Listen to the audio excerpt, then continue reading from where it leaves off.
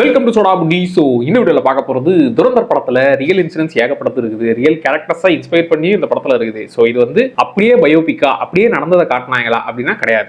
Real events real கேரக்டர்ஸை எடுத்துக்கிட்டு அதில் ஃபிக்ஷனலாக இந்த டைம்லைன் எல்லாத்தையும் கனெக்ட் பண்ணுற மாதிரி இது கனெக்ட் பண்ணதுனால தான் நமக்கு பயங்கரமாக பிடிச்சது. முக்கியமாக 3.5 மணி நேரம் படம் போர் அடிக்காமல் நல்லா இன்ட்ரெஸ்டிங்காக போச்சேப்பா அப்படின்னா வெறும் இந்த இங்கேருந்து ஒரு ஸ்பை அங்கே போறாருப்பா, அங்கே இருக்கிற டீட்டெயில்ஸ் எல்லாம் தெரிஞ்சுக்கிட்டு அவங்களை தித்து கட்டுறாருன்னு இந்த வழக்கமான டெம்ப்ளேட் இல்லாமல் ஏகப்பட்ட விஷயங்களை கலந்து அதை கரெக்டாக ப்ரெசென்ட் பண்ணதுனால தான் இது அவ்வளோ நல்லா இருந்துச்சு. ஏன்னா ஜஸ்ட் இவர் போனாரு வந்தாருன்னு இல்லை, அங்கே ஆல்ரெடி நடக்கிற பாலிடிக்ஸ் அது இல்லாமல் இவங்க போடுற மாஸ்டர் பிளான்ன்ற மாதிரி பல விஷயங்கள் இருக்குது. பார்ட் 1ல கம்மியாக தான் ஆக்சுவலாக டீல் பண்ணிருக்காங்க. இன்னும் பார்ட் 2ல பயங்கரமான பல விஷயங்கள் இருக்க போகுது. ஸோ இதில் இருக்கிற முதல்ல ரியல் ஈவெண்ட்ஸ் என்னென்ன, அதுக்கப்புறம் ரியல் கேரக்டர்ஸ் யாரெல்லாம்ன்றதை டீட்டெயிலாக பார்க்கலாம். ஃபர்ஸ்ட் ரியல் ஈவெண்ட்ஸாக எடுத்துக்கிட்டது 1999 நடந்த ஃபிளைட் ஹைஜாக் IC-814 கந்தஹர் ஹைஜாக். ஆக்சுவலாக அந்த ஃபிளைட் ஹைஜாக் அப்போ நெகோஷியேட் பண்ணி இங்கிருந்து 3 டெரரிஸ்ட் ரிலீஸ் பண்ணணும்னு சொல்லி அதை அங்கே ப்ரெசென்ட் பண்ணது மாதவன் கேரக்டர் பண்ணார்ல, அந்த கேரக்டர் இன்ஸ்பயர் ஆனது அஜித் தோவால் கேரக்டர். ஸோ அவர் இன்ஸ்பயர் பண்ணி தான் இந்த ஹைஜாக் சீனை ஆக்சுவலாக ரியலாக வச்சது. ரியல் ஈவெண்ட்ல இங்கே நெகோஷியேட் பண்ணி 3 டெரரிஸ்ட் ரிலீஸ் பண்ணது. ஸோ அது பெரிய பேக் ஃபயராக ஆச்சு. அதே மாதிரி இன்னொரு ரியல் ஈவெண்ட் என்னன்னா 2001 பார்லிமெண்ட் அட்டாக். அந்த அட்டாக் அப்பவும் ஒரு ரியல் கேரக்டர் யூஸ் பண்ணாங்க. ரியல் கேரக்டர்ஸ்க்கு அப்புறம் வரேன். ஃபர்ஸ்ட் ரியல் ஈவெண்ட்ஸை சொல்லிடுறேன். பார்லிமெண்ட் அட்டாக் 2001 நடந்துச்சு. அதுக்கப்புறமா 2008 நடந்த மும்பை அட்டாக். அது வந்து ஆக்சுவலா படத்திலேயே ரியல் அந்த ஆடியோ கிளிப்பிங்ஸ்லாம் கூட பிளே பண்ணுவாங்க. ஸோ இந்த 3 மேஜர் சம்பவங்களை எடுத்துக்கிட்டு அந்த ரியல் ஈவெண்ட்ஸை செட் பண்ணி அதுக்கப்புறம் தான் இந்த கதைக்குள்ளே வருவாங்க. அது இல்லாம இந்த 500,000 அந்த ஃபேக் கரன்சி பிரிண்ட் பண்றது அந்த விஷயங்களுமே கிளம்பிச்சு. அதை பத்தியுமே பார்ப்போம். கிட்டத்தட்ட அதுவுமே உண்மை சம்பவம் தான். ஆக்சுவலா நான் ஃபர்ஸ்ட் ஸ்டார்டிங் நினைச்சது ஓகே, மாதவன் கேரக்டர் சஞ்சய் தத் இவங்கெல்லாம் கூப்பிட்டு வந்தா ஓகே, அந்த கேரக்டருக்குன்னு ஆல்ரெடி ஒரு ஃபேன்ஸ் இருக்கிறாங்க, அதை வச்சு கொஞ்சம் பார்த்துடலாம் அப்படிங்கிற மைண்ட் செட் நினைச்சா இல்ல நீங்க ரியல் கேரக்டர்ஸோட எடுத்து பாத்தீங்கன்னா அப்படியே மேட்ச் ஆகுறீங்கன்ற மாதிரி இருக்கும். மாதவனை தான் கொஞ்சம் ஆக்சுவலா ஆல்டர் பண்ணி அந்த கேரக்டருக்கு ஏத்த மாதிரி மாத்தினாங்க. ரியல் கேரக்டர் அஜித் தோவால் அந்த கேரக்டர் மாதிரி ஒரு ஃபீல் ஆகுங்கிறதுக்காக அந்த சில விஷயங்கள்லாம் பண்ணாங்க. ஆக்சுவலா அஜித் தோவாலுடைய அந்த ஸ்பைக் அதெல்லாம் கேட்டீங்கன்னா அது பயங்கரமா இருக்கும். ஐ திங்க் நான் பார்ட் 2 அதெல்லாம் வரும்னு நினைக்கிறேன். பிளஸ் அதே போல சஞ்சய் தத் கேரக்டர் தான் நான் ஓகே, அந்த மனுஷன் பேன் இந்தியா ஸ்டாரா மாறினதுனால அவரையுமே யூஸ் பண்ணிக்கிட்டாங்கன்னு நினைச்சா ரியல் சௌத்ரி அஸ்லாமை பார்த்தீங்கன்னா என்னங்க அவர் சஞ்சய் தத் பார்க்குற மாதிரி தாங்க இருக்குங்கிற மாதிரி பர்ஃபெக்ட் கேஸ்டிங். ஸோ இந்த படத்தில் அவங்க செலக்ட் பண்ண ஆர்டிஸ்ட்கள் எல்லாமே கிட்டத்தட்ட பர்ஃபெக்டாகவே இருப்பாங்க, ரியல் ஆட்களோட மேட்ச் பண்ணுற மாதிரி. சரி, ஒரு ரியல் கேரக்டர்ஸை பற்றி அவங்க பண்ண விஷயங்கள்லாம் பார்ப்போம். ஃபர்ஸ்ட் வந்து அஜித் தோவால் கேரக்டர். ஆக்சுவலாக மாதவன் கேரக்டர் அந்த கேரக்டர் இன்ஸ்பயர் பண்ணி தான் எழுதப்பட்டது. இவருடைய ரியல் மிஷன்ஸ்லாம் கேட்டிங்கன்னா வெயிட்டாக இருக்கும். மனுஷன் 7 வருஷம் பாகிஸ்தானில் ஸ்பையாகவே இருந்து அங்கே அந்த நியூக்ளியர் வெப்பன் தயாரிக்கிற விஷயங்களை வெளியே லீக் பண்ணது, பிளஸ் இங்கே நம்மளை ஸ்ட்ராங் பண்ணுறதுக்கு அவர் பண்ண விஷயங்கள்லாம் பயங்கரம். ஆக்சுவலாக அதுக்கப்புறமா இந்த சம்பவம்லாம் முடிச்சுட்டு வந்து இந்தியாவுடைய நேஷனல் செக்யூரிட்டி அட்வைசராக அவரை அப்பாயின்ட் பண்றாங்க. பல வேலைகளை பார்த்துருக்காரு. அவருடைய அந்த ஒரு குட்டி மிஷனை மட்டும் சிம்பிளா பார்க்கலாம். 1960s டைம்ல வெறும் 5 கண்ட்ரிஸ் தான் நியூக்ளியர் வெப்பனை அவங்க கிட்ட இருக்கு, மற்றவங்க யாரும் தயாரிக்க கூடாதுங்கிற ஒப்பந்தத்துல கையெழுத்து போட சொன்னா நம்ம இந்தியாவும் பாகிஸ்தானும் போடல. பட் இங்க நம்ம இந்தியா வந்து 1974ல நியூக்ளியர் வெப்பனை நம்ம செஞ்சாச்சு, ஓகே நம்ம கிட்ட இருக்குப்பாங்கிற விஷயம் தெரிஞ்சிருச்சு. இதை தெரிஞ்சதும் பாகிஸ்தான் வந்து நம்மளும் தயாரிக்கணும், நம்மளும் பெருசா ஒன்று பண்ணணும்னு சொல்லி அவங்க இந்த விஷயங்கள்லாம் நடத்திட்டு இருக்கிறாங்க. ஸோ இப்போ அஜித் தோவால் வந்து அவங்க இந்த வேலையை பார்க்குறாங்கிறத முதல்ல நம்ம கன்ஃபார்ம் பண்ணணும். அதுக்கப்புறம் இந்த விஷயத்தை வெளியே லீக் பண்ணாதான் அங்கே அவங்க ப்ரெஷர் போட்டு இந்த விஷயத்தை டிலே பண்ணுவாங்க. அதுக்குள்ள நாம இன்னும் பவர்ஃபுல்லாக ஆகலாங்கிறது தான் பிளான். ஸோ அதுக்காக அஜித் தோவால் வந்து அங்கே அனுப்பப்படுறாரு. அவர் கிட்டத்தட்ட 7 வருஷம் அங்கே கிட்டத்தட்ட ஒரு பிச்சைக்காரரா ஓகே இவர் என்ன பண்ணிட போறாருங்கிற மாதிரி ரொம்ப நார்மலாக ஒரு பிச்சைக்காரர் மாதிரி அங்கே இருந்து எல்லாத்தையும் அப்சர்வ் பண்ணிக்கிட்டு முக்கியமா அவர் எப்படி இங்கே தகவல் கொடுத்தாருங்கிறதே வெயிட்டா இருந்துச்சு. ஆக்சுவலா கஹூட்டா ரிசர்ச் லேப் ராவல்பிண்டி பாகிஸ்தான்ல இருக்குது. ஸோ அங்கதான் வந்து இந்த நியூக்ளியர் வெப்பன் தயாரிக்கிறாங்கிற விஷயம் அவருக்கு தெரிஞ்சிருச்சு. பட் அதை கன்ஃபார்ம் பண்ணோம்ல, அங்க இவர் வந்து வேலை செய்யறவங்க போற சலூனை தெரிஞ்சுக்கிட்டு அங்க இருக்கிற சலூன்காரர் கூட ஒரு லைட்டா ஃப்ரெண்ட் ஆகி இங்க வராங்கல்ல அவங்களுடைய ஹேர் சாம்பிள்ஸை இந்தியாவுக்கு அனுப்பி அதுல யுரேனியம் இருக்குது, கன்ஃபார்ம் இது நியூக்ளியர் வெப்பன் வேலையெல்லாம் பாக்குறாங்கிறத கிளியர் ஆகி இந்த விஷயம் வெளியே லீக் ஆனதும் என்னது நியூக்ளியர் வெப்பன் தயாரிக்கிறாங்களா அப்படின்னு சொல்லி பாகிஸ்தானுக்கு ப்ரெஷர் போட்டு அவங்க நியூக்ளியர் வெப்பன் சக்சஸ் ஆகிற அந்த டைம்ங்கிறத டிலே பண்ணியாச்சு. அதுக்குள்ள நம்ம சைடு ஸ்ட்ராங் பண்ணியாச்சு. ஸோ இப்படிப்பட்ட ஒரு ரிஸ்கான மிஷன்ல கலந்துக்கிட்டு அதுக்கப்புறமா இந்தியா ரிட்டர்ன் ஆகிறதுங்கிறதெல்லாம் எவ்வளோ பெரிய ரிஸ்க், அதெல்லாம் அசால்ட்டா பண்ணிட்டு வந்துருக்காரு. ஸோ இங்க அஜித் தோவால் கேரக்டரை ஆக்சுவலா மாதவன் கேரக்டர் ஏன் இப்படி மாத்தணும்ன்ற மாதிரி யோசிச்சேன். மேபி பார்ட் 2ல இவரோட மிஷனை காட்டுறதுக்கும் வாய்ப்புகள் இருக்குது. ஸோ அதே போல மெயின் கேரக்டர் நம்ம ஹீரோவான ரன்வீர் சிங் கேரக்டர் ஹம்சா அலி மசாரி. அண்ட் இந்த கேரக்டர் வெறும் ஒரே ஒரு ஸ்பையை இன்ஸ்பயர் பண்ணிலாம் கிடையாது. ஆக்சுவலா லுக் வைஸ் இந்த மோஹித் சர்மா கேரக்டர் மட்டும்தான் அவர் இன்ஸ்பயர் பண்ணி எடுத்திருக்காங்க அப்படிங்கிற மாதிரி சொன்னாங்க. அது கிடையாது.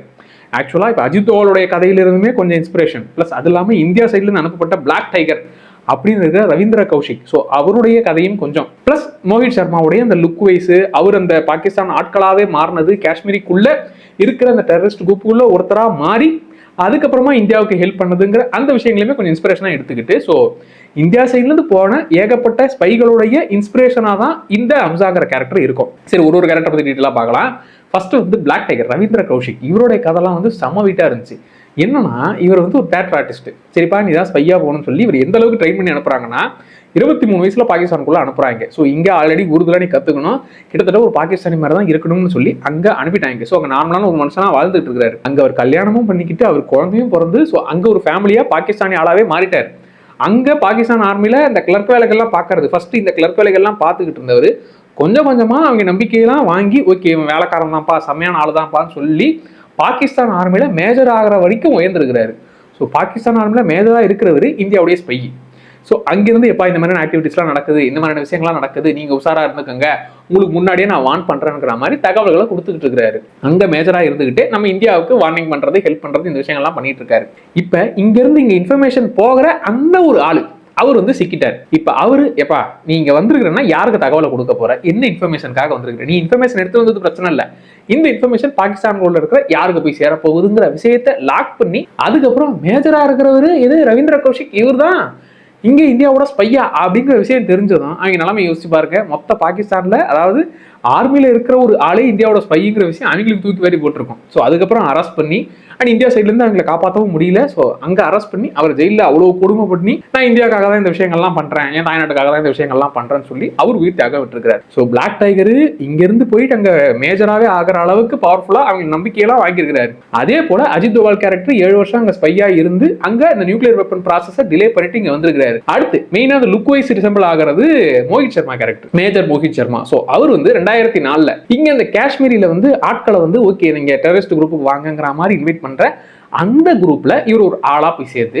ஆக்சுவலா அந்த குரூப்பை பத்தின டீடைல்ஸ் போனதும் அவங்களை காலி பண்றது முதல்ல அவங்கள ஒருத்தனா நம்ம இருப்போம், கொஞ்சம் கொஞ்சமா அவங்க என்னென்ன ப்ராசஸ் எல்லாம் பண்றாங்கிறத முதல்ல நம்ம தகவல் கொடுப்போம்னு. அதுக்கப்புறம் 2009 நடந்த அட்டாக்ல கிட்டத்தட்ட ஒரு 4 டெரரிஸ்ட காலி பண்ணிட்டாரு. அது இல்லாம இவங்க டீம்மேட்ஸ் எல்லாம் மாட்டிக்கிட்டாங்க. அதுல இவரு குண்டடி வாங்கி அந்த டீம்மேட்ஸையும் காப்பாத்தி உயிர் தியாகம் விட்டுருக்கிறார். ஸோ மோஹித் சர்மா அதாவது காஷ்மீர்ல அந்த டெரரிஸ்ட் குரூப்ல ஒருத்தனா மாறதுக்காக அவர் லுக் வைஸாவே டோட்டலா சேஞ்ச் ஆன விஷயங்களை ரன்வீர் சிங்குக்கு மேட்ச் பண்ணிருப்பாங்க. பிளஸ் பிளாக் டைகர் பண்ண அந்த பாகிஸ்தான்ல போய் பண்ண அந்த ஒரு மிஷனுமே இவர் இங்கிருந்து போயிட்டு அங்கன்னு ஒரு ஃபேமிலி இருக்குங்கிற அந்த விஷயத்தை இன்ஸ்பயர் ஆகிறது. ஸோ இப்படி ஏகப்பட்ட ஸ்பைகளுடைய இன்ஸ்பிரேஷனாக தான் இந்த அம்சாங்கிற கேரக்டர் டிசைன் பண்ணிருக்காங்க. அண்ட் முக்கியமா இது எக்ஸாக்டா இவர் மோஹித் சர்மாவுடைய பயோபிக்லாம் கிடையாது. ஏன்னா அவர் ரியல் லைஃப் எடுத்துக்கிட்டா அவர் காஷ்மீர்ல நடந்த விஷயங்களை தான் கலந்துக்கிட்டார். பட் அந்த இன்ஸ்பிரேஷன் எடுத்துக்கிட்டு ரியல் ஈவெண்ட்ஸ்க்கு நடுவில் இப்படி ஒரு டைம் லைனை செட் பண்ணதுதான் இந்த படத்துடைய ஸ்பெஷல். அடுத்து படத்திலேயே ஒரு மேஜர் சீன் ஃபர்ஸ்ட் வந்த அந்த ஃபிளைட் ஹைஜாக்கோ இல்ல அதுக்கப்புறம் நடந்த அந்த பார்லிமெண்ட் ட்ராக் கூட பெரிய விஷயம் இல்லை.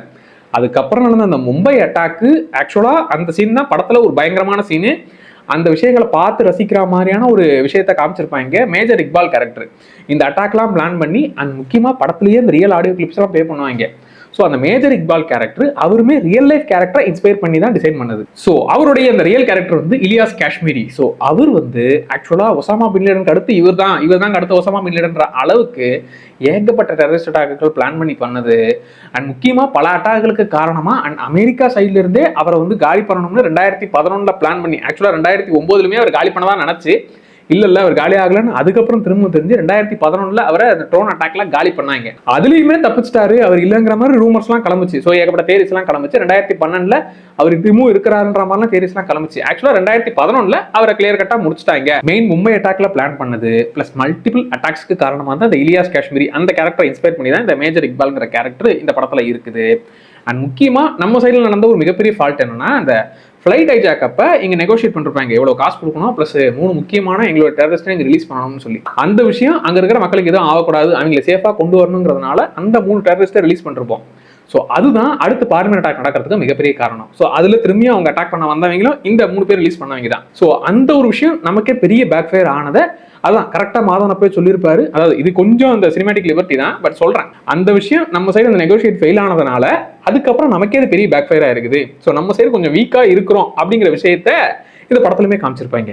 நெக்ஸ்ட் எல்லாருமே கொண்டாடின ரஹ்மான் த ஹேட் கேரக்டர். ஆக்சுவலா ரஹ்மான் பெலோச் அப்படிங்கிற கேரக்டர் கிட்டத்தட்ட அங்க லயாரியுடைய ஒரு ராபின்ஹுட் மாதிரி, அதாவது அங்க கிரிமினல் வேலைகள்ல அந்த வேலைகள்லாம் ஈடுபடுறவர் தான். ஹியூமன் டிராபிகிங், ட்ரக் மாஃபியா இப்படி ஏகப்பட்ட விஷயங்கள்லாம் இல்லீகல் ஆக்டிவிட்டிஸ்ல ஈடுபட்டவர் தான்.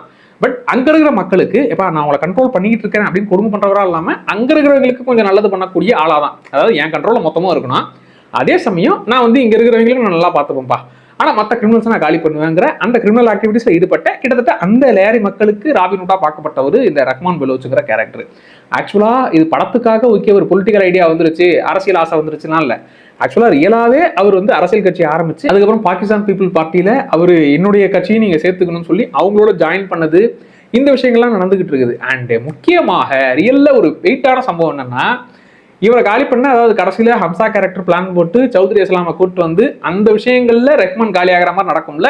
ரியலா எப்படி நடந்துச்சுன்னா, ரெஹ்மான் பெலோச் கேரக்டரை ஆக்சுவலா என்கவுண்டர்ல போட்டு தள்ளனதா சொல்லப்படுறது இந்த சௌத்ரி இஸ்லாம் கேரக்டர் தான். ஸோ அவர் கிரிமினல்ஸ்லாம் இருக்கக்கூடாதுப்பா, இவங்க அரசியல் ஆசையோட இருந்துட்டாங்கன்னா அவனுக்கு எங்கேயோ போயிடுவாங்கன்னு சொல்லி அந்த ஒரு என்கவுண்டர் நடந்ததா, இப்படி நீங்க என்கவுண்டர்ல தான் போட்டு தள்ளீங்கன்னு சொல்லி சௌத்ரி இஸ்லாம் மேல கேஸ்லாம் இருக்கு.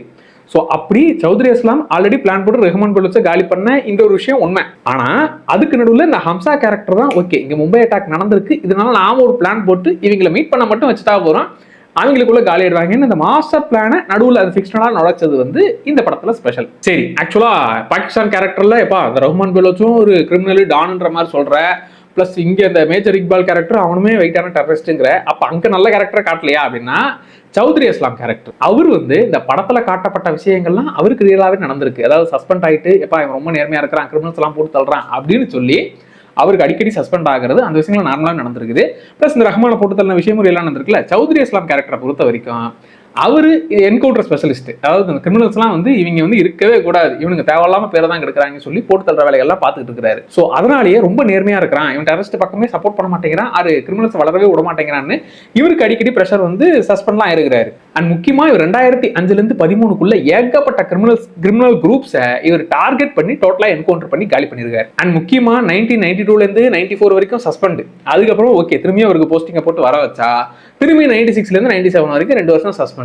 இப்படி அவர் ஒரு வருஷம் வந்தாருன்னா 2 வருஷம் சஸ்பெண்ட் ஆகிற அளவுக்கு அவர் அவ்வளவு பெரிய வேலையை அந்த ஒரு வருஷத்துல பாத்துறாரு. அண்ட் திரும்ப அவரை 2004 தான் இந்த லயாரி மக்களுக்கு இங்க நீங்க இருக்கணும், இங்க இருக்கிற கிரிமினல்ஸை காலி பண்ணணும்னு சொல்லி அவருக்கு போஸ்டிங்க போட, ஸோ இங்க வந்துதான் ஏகப்பட்ட கிரிமினல்ஸை டார்கெட் பண்ணி காலி பண்றாரு. ஸோ அதுலதான் இந்த ரெஹ்மான் பெலோச் இவர் தான் டார்கெட் பண்றாரு, இவர் தான் காலி பண்றாருன்ற மாதிரி கேஸ் எல்லாம் போயிட்டு இருந்துச்சு. ஸோ அதுவுமே ரூமர்ஸா இவர் தான் இந்த வேலையை பார்த்துருக்காரு, இது ஃபேக் என்கவுண்டர் பிளான் பண்ணி பண்ணிருக்காருன்ற மாதிரி அந்த ஒரு விஷயங்களும் போயிட்டு இருக்குது. அடுத்த 2012 இவர் ஏகப்பட்ட கிரிமினல்ஸ் தான் கொண்டிருக்காரு. ஸோ அதனால அங்க இருக்கிற அந்த டெரரிஸ்டுகளுக்கும் பிடிக்காது இல்ல, ஸோ அதனால தாலிபன்ஸ் வந்து பிளான் போட்டு பாம் போட்டு இவரை காலி பண்றாங்க. ஆக்சுவலா அதுக்கப்புறமா டெரரிஸ்ட் குரூப் அதுக்கான விஷயங்களை பொறுப்பேற்றுக்கிட்டாங்க. ஏன்னா இவர் ஜெயில இருக்கிற இந்த தாலிபான் டெரரிஸ்டுகளை இவர் வந்து போட்டு தள்ளி இருக்கிறாரு. ஸோ டார்கெட் பண்ணி இவங்கெல்லாம் இருக்கக்கூடாதுன்னு இவர் என்கவுண்டர் பண்ணியிருக்காரு. அந்த கோவத்தில் நாங்க தான் இதை பண்ணோம்னு சொல்லி அதுக்கப்புறம் பொறுப்பும் எடுத்துக்கிட்டாங்க. ஸோ இவர் கிரிமினல்ஸை டெரரிஸ்ட்டை தேடி தேடி காலி பண்றாருங்கிறதுக்காகவே அவரை காலி பண்றாங்க. பாகிஸ்தான் சைட்ல இருந்து ஒரு படத்துல இவருடைய பயோபிக்கே ஒரு படமாவும் ரிலீஸ் பண்ணாங்க. ஸோ இவர் நேர்மையான அதிகாரி, கிரிமினல்ஸை போட்டு இருக்காருன்னு சொல்லி இவரோட கதையும் உண்மை. அடுத்து இந்த ஃபேக் கரன்சி ஆக்சுவலா என்னன்னா, ஃபர்ஸ்ட் பாகிஸ்தான் சைட்ல இந்த கனானி பிரதர்ஸ் அப்படின்னு சொல்லி அவங்க வந்து இந்த டெரரிஸ்டுகளுக்கு ஃபண்ட் பண்றது, முக்கியமா இந்த பணத்தை மாத்தி விடுறது, கருப்பு பணத்தை மாத்திர இந்த இல்லீகல் வேலைகள்லாம் நிறைய ஈடுபட்டாங்க. அவங்க ஆக்சுவலா அந்த மணி லாண்டரிங் பண்ற விஷயங்கள் தான், பட் அதுலயே இல்லீகலா பண்றாங்கன்னு அவங்களுடைய லைசன்ஸ் எல்லாம் கேன்சல் செய்யப்பட்டிருக்குது. ஸோ அவங்களுடைய வேலை இந்த டெரரிஸ்டுகளுக்கு ஃபண்ட் பண்றது, அந்த படத்துலயுமே காமிச்சிருப்பாங்க. ஸோ இங்க இந்தியாவுடைய ஃபேக் கரன்சியை கிரியேட் பண்ணி அங்க இந்தியாவுடைய எக்கனாமியை காலி பண்ணணுங்கிறதுக்காக இப்படி ஒரு பிளான்லாம் போட்டது, முக்கியமா டெரரிஸ்ட் கேங்குக்கு இவங்க ஃபண்ட் பண்றதுங்கிற இந்த விஷயங்கள்லாம் ரியலுமே நடந்தது. அண்ட் முக்கியமா இந்த ஃபேக் கரன்சி மேட்ரு எப்படி மாட்டுச்சு அப்படின்னா, டெலாரு அப்படிங்கிற இந்த பிரிட்டிஷ் கம்பெனி அதுதான் வந்து ஆக்சுவலா அந்த 500 100 நோட்ஸ்லாம் வந்து செக்யூரிட்டி த்ரெட்ஸ், அதாவது நம்மள மாதிரி பேட்டர்ன் சைன் நோட்ஸ் அவங்க பண்ணக்கூடாதுங்கிறதுக்காக செக்யூரிட்டி விஷயமும் சரி, பிரிண்டிங் நோட்ஸுமே சரி அவங்க தான் ரெடி பண்ணி தர்றது. இந்தியாவுக்கு மட்டும் இல்லை, இந்தியாவுக்கும் சரி, பாகிஸ்தானும் சரி, இன்னும் பல நாடுகளுக்கும் அவங்க தான் பண்ணிக்கிட்டு இருக்காங்க. ஸோ இங்க நம்ம சைட்ல அவங்களோட தான் டீலிங் வச்சுக்கிட்டு செக்யூரிட்டி த்ரெட்ஸ் எல்லாம் கொடுக்கறது, பிரிண்டிங் நோட்ஸ் எல்லாமே இந்த விஷயங்கள்லாம் ரெகுலரா போயிட்டு இருக்குது. பட் ஒரு கட்டத்துல இது வந்து குவாலிட்டி இதுல வந்து ஃபெயில் ஆகுது. ஸோ குவாலிட்டி டெஸ்ட்ல அவங்க அனுப்புற நோட்ஸ்லாம் வந்து ஃபெயில் ஆகுது. ஸோ குவாலிட்டி கம்மியா இருக்கிற பட்சத்துல ஈஸியா அதுக்கான ஃபேக் கரன்சியை கிரியேட் பண்ணுவாங்கிற ஒரு இஷ்யூ கிளம்புது. அதே டைம் இந்தியாவுக்கும் பாகிஸ்தானுக்கும் இவங்க தான் பண்றாங்க. ஸோ அதனால அந்த ஃபேக் பிளேட்ஸ்ங்கிறது அங்க கிரியேட் பண்றதுக்கும் சான்சஸ் இருக்குங்கிற மாதிரியான புகார்களும் வருது. ஸோ இப்படி அடுத்தடுத்து குவாலிட்டி பிளஸ் செக்யூரிட்டி விஷயங்கள்னால இவங்களை வந்து பிளாக் லிஸ்ட் பண்ணி இவங்களோட நாம இனிமேல் இருக்கக்கூடாது அப்படிங்கிற விஷயம் வந்து கட் ஆகுது. பட் அதை கொஞ்சம் சினிமாட்டிக் லிபர்ட்டியா சில விஷயங்கள் மாத்தினதெல்லாம் இருக்கு. பட் இப்போ வரைக்கும் அது இவங்க சைட்ல இருந்து தான் அங்க போச்சு. பட் அங்க இவங்க இந்த மாதிரி ஃபேக் கரன்சி பண்ணாங்கிற விஷயம்லாம் இங்க தெரிஞ்சிருச்சு. ஃபேக் கரன்சி ரெடி பண்றாங்க, நம்மளை காலி பண்ணணும்னு பாக்குறாங்க, ஏகப்பட்ட ஃபேக் கரன்சி எல்லாம் பிடிச்ச அந்த விஷயங்கள்லாம் ரெக்கார்ட்ல இருக்கு. பட் இங்க இருந்தா அந்த பிளேட் போச்சு, அதுக்கு பின்னாடி யார் இருக்கிறா அப்படிங்கிற அந்த ஒரு விஷயம் மட்டும் இந்த மர்மமாவே இருக்கு. ஸோ இந்த விஷயமும் அந்த கனானி பிரதர்ஸ் இந்த மணி லாண்டரிங் பண்றது, ஃபேக் கரன்சி கிரியேட் பண்றது, டெரரிஸ்டுக்கு ஃபண்ட் பண்றது, அந்த விஷயமும் ஒரிஜினல்.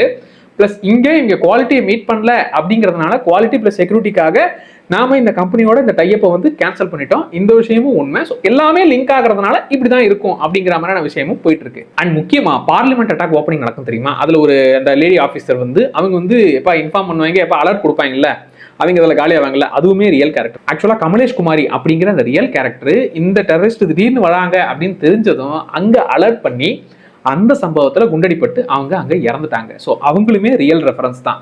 ஸோ இப்படி ஏகப்பட்ட ரியல் கேரக்டர்ஸ், முக்கியமாக ரியல் இன்சூரன்ஸ், இதுக்கு நடுவில் அம்சாங்கிற கேரக்டர் அது ஒரிஜினல் கிடையாது, மற்ற எல்லா ஸ்பைகளுடைய இன்ஸ்பிரேஷனாக இந்த ஒரு கேரக்டர்.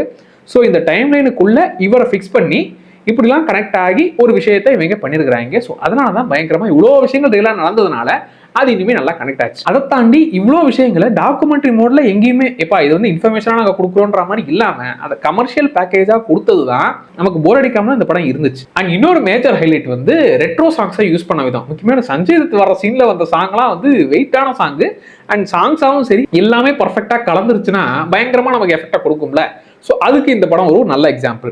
அண்ட் முக்கியமாக 1000 கோடி அடிக்கிறதுக்குன்னு ஒரு விஷயங்கள்லாம் இருக்கும் தெரியுமா, ஒரு டெம்ப்ளேட் இருக்கும் தெரியுமா. அதாவது அது வந்து நீங்கள் பேன் இண்டியாவாக எல்லா லாங்குவேஜ்லையும் ரிலீஸ் பண்ணணும், முக்கியமாக வந்து எல்லா கண்ட்ரீஸ்லையும் போகணும், அண்ட் யூ சர்டிஃபிகேட்டாக இருக்கணும்பா, குடும்பமாக வந்து பார்த்தா தானே 1000 கோடி அடிக்க முடியும் அப்படிங்கிற அந்த விஷயங்கள்லாம் கட்டு. ஆக்சுவலா இது பல கண்ட்ரீஸ்ல பேன் ஆயிருச்சு, முக்கியமா A certificate movie. And first part release ஆகும்போது மற்ற லாங்குவேஜ்ல ரிலீஸ் பண்ணல, வெறும் ஹிந்தி லாங்குவேஜ் தான். அதுலயே எல்லா ஏரியாலுமே ஹவுஸ்ஃபுல்லா ஓடிக்கிட்டு இருக்குது. ஏன் இன்னமும் கூட தியேட்டர்ல ஓடிக்கிட்டு இருக்குது. இன்னும் பார்ட் 2 வந்தாதான் பார்ட் 1 தூக்கு வாங்கி போல. ஸோ இது எல்லாத்தையுமே பிரேக் பண்ணிருக்குது. பட் பார்ட் 2 வந்து ஆக்சுவலா எல்லா லாங்குவேஜுமே ரிலீஸ் பண்றாங்க. ஸோ பார்ட் 1 1000 போது பார்ட் 2 2000 அசால்ட்டா பண்ணுற மாதிரி தான் ஃபீல் ஆகுது. பாப்போம் என்னென்னலாம் ரெக்கார்ட் பண்ண போகுதுன்னு. So overall real events and real கேரக்டர்ஸை எடுத்துக்கிட்டு அதுக்குள்ள இந்த ஃபிக்ஷனலா சில விஷயங்களை பிளான் பண்ணி இவங்க பண்ணப்பட்ட படம் இந்த துரந்தர். இந்த படம் உங்களுக்கு எப்படி இருந்துச்சு, பிளஸ் இந்த விஷயங்கள்லாம் உங்களுக்கு எப்படி இருந்துச்சு, இன்னுமே சில விஷயங்கள்லாம் இருக்குது. ஸோ நம்ம அடுத்தடுத்து இந்த ஸ்பைகளை பத்தி நம்ம டீடைலா இந்த அஜித் தோவால் கதை, அதுக்கப்புறம் பிளாக் டைகர் கதைலாம் இன்னுமே டீடைலா அடுத்த வீடியோஸ்ல கவர் பண்ணலாம். ஸோ இன்னும் என்னென்ன விஷயங்கள்லாம் பத்தி பேசலாம் அப்படிங்கறது மறக்காம கமெண்ட்ல சொல்லுங்க. சோடா அப்படி சேனலை சப்ஸ்கிரைப் பண்ணிக்கோங்க. Tata bye.